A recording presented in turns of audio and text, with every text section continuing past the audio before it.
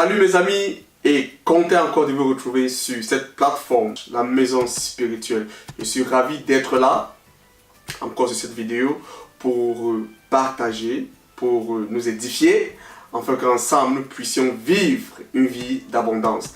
Alors j'aimerais encore parler de la vie d'abondance, et j'aimerais commencer avec notre verset que nous avons énuméré la fois dernière, à savoir Jean 10, le verset 10, qui dit « Le voleur ne vient que pour détruire, égorger et dérober, mais moi je suis venu afin que mes brebis aient la vie et qu'elles soient dans l'abondance. » Ici nous avons les paroles de notre Seigneur Jésus-Christ qui nous promet une vie d'abondance. Ça veut dire qu'elle est possible. Cette vie-là, nous pouvons l'obtenir. La question aussi est de savoir, est-ce que Jésus-Christ a pu accomplir ce qu'il a dit? Est-ce qu'il a fait? Est-ce qu'il a apporté cette vie dont il parle ici? Il est clair qu'il dit, je suis venu afin que ceux qui croient en moi reçoivent la vie en abondance. Quel qu'en soit ce que l'ennemi Satan peut être en train de faire, parce que c'est son rôle, nous ne pouvons l'empêcher de jouer son rôle. C'est sa part à jouer dans la vie. Détruire, égorger et dérober. Mais le Seigneur ici dit clairement qu'il est venu afin que ceux qui croient en lui, tant pour moi, reçoivent la vie d'abondance. Reçoivent une vie très très particulière. Donc, nous parlons de la vie d'abondance. Est-ce que Jésus-Christ l'a fait? Effectivement, les Écritures confirment encore qu'il a rendu disponible cette vie-là, afin que chacun d'entre nous, si seulement tu crois, tu recevras cette vie.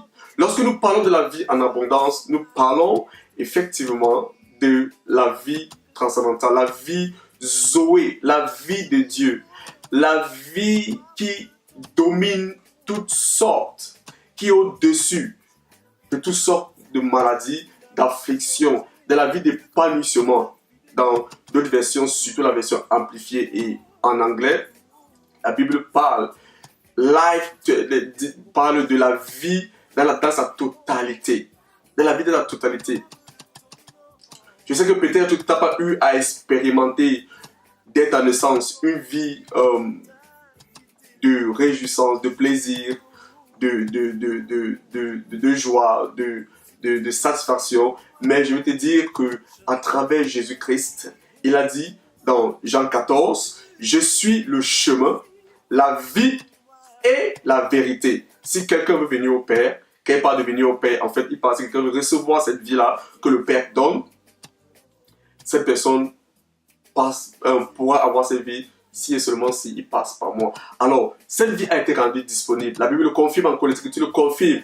Dans le livre de Jean, de 1 Jean 5, la Bible dit que celui qui a la vie, celui qui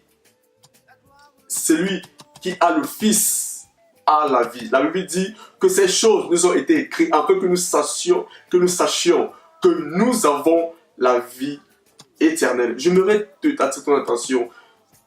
Peut-être tu n'expérimentes pas maintenant la vie de Dieu, la vie d'abondance. Mais cette vie est disponible. Cette vie est disponible. La Bible parle même dans le livre de Genèse, du premier Adam. Lorsque Dieu a créé toutes choses, la Bible dit que Dieu a créé l'homme à son image et à sa ressemblance. À son image et à sa ressemblance. Et Dieu a béni les hommes. Dieu a béni les hommes. Il a béni cet homme, Adam. Il a proclamé les paroles de bénédiction. Il a dit, soyez bénis, multipliez-vous, remplissez la terre, soyez féconds, dominez. Voilà les paroles que Dieu avait dites sur le premier homme, Adam, qu'il l'avait créé. Donc, le plan original de Dieu, c'est que toute personne devait vivre la vie d'abondance, devait être épanouie, une vie de satisfaction, une vie de multiplication, une vie d'abondance. Mais par la faute aussi de la désobéissance du premier homme, Adam, la Bible dit que la malédiction est venue sur la terre et les hommes ont commencé à souffrir parce que le premier homme a désobéi, n'a pas fait ce qu'il devait faire et là a entraîné le monde dans le chaos, a laissé le contrôle à Satan. Mais Jésus-Christ est venu, le deuxième Adam, afin que ceux qui croient reçoivent la vie de Dieu, reçoivent cette vie transcendantale, reçoivent la vie Zoé de Dieu. Cette vie que lorsque tu la reçois, tu es épanoui. Lorsque tu la reçois, et que quand soit même que tu peux croire que non, ta vie, ça suffit, laisse-moi te dire, ça ne suffit pas. Tu as besoin de la vie d'abondance. Alors je t'invite à méditer sur ces choses, à y penser. Et si tu es prêt à recevoir cette vie, qu'importe ton état actuel, qu'importe ta situation actuelle, si tu reçois cette vie qui est en Jésus-Christ uniquement, alors tu passeras à un autre niveau. Ta vie changera. De nouvelles choses se produiront dans ta vie. Parce que Christ, il est venu afin que nous recevions la vie et la vie dans sa totalité. Le christianisme n'est pas une religion. Le christianisme, ce n'est pas seulement à propos des péchés qui sont pardonnés.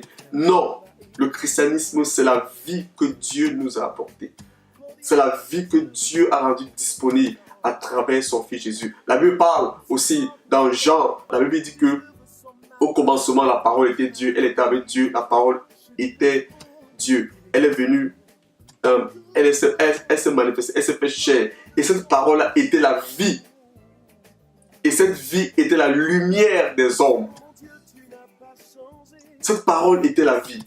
Et cette parole s'est fait chair, c'est Jésus-Christ, qui était la vie initiale, la vie.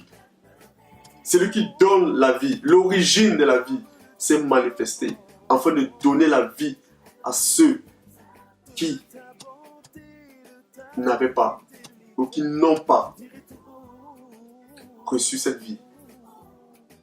Il est amour et il aimerait te donner cette vie aujourd'hui. La question est de savoir, vas-tu croire? Vas-tu accepter que Jésus-Christ a la vie et que il peut te donner cette vie-là? Je t'invite à l'inviter dans ton cœur en confessant et par la foi, crois qu'il peut te donner cette vie et tu verras ta vie changer. Que Dieu te bénisse et rendez-vous aux prochaines vidéos. Que Dieu te bénisse. Ciao.